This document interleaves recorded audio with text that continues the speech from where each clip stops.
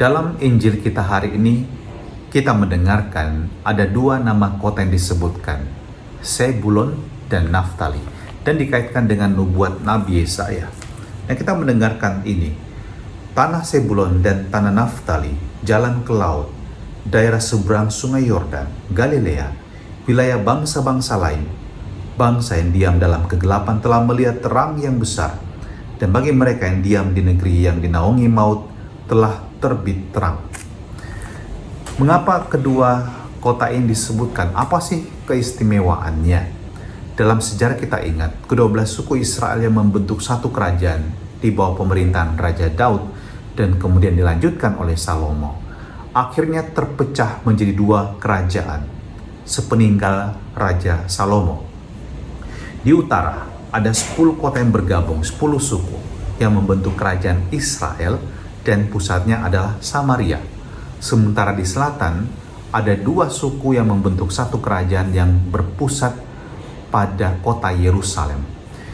Yang memerintah di selatan adalah keturunan Raja Daud, dan di utara mereka hidup dengan tatanannya sendiri, mereka hidup dengan bahkan ibadahnya sendiri, mereka membangun pusat ibadah sendiri, bukan lagi beribadah ke Bait Allah di Yerusalem. Mereka membangun tempat ibadah mereka sendiri di sana, di Betel. Dan apa yang terjadi, mereka justru mengembangkan penyembahan terhadap dewa-dewi, berhala-berhala, dan kemudian menjalin relasi politik dengan bangsa-bangsa sekitarnya sambil mengembangkan budaya yang baru, dan mereka kehilangan sama sekali identitasnya. Dan karena itu bagi bangsa Israel, orang-orang Samaria itu bukan lagi bagian dari sejarah mereka. Mereka merasa orang-orang Samaria adalah orang-orang yang telah meninggalkan perjanjian dengan Yahweh. Dan karena itu disebutkan di dalam nubuat Nabi Yesaya, mereka disebut sebagai bangsa yang berada dalam kegelapan. Dan apa yang dinantikan oleh bangsa Israel juga adalah bahwa mereka bisa melihat terang kembali dalam hidup mereka.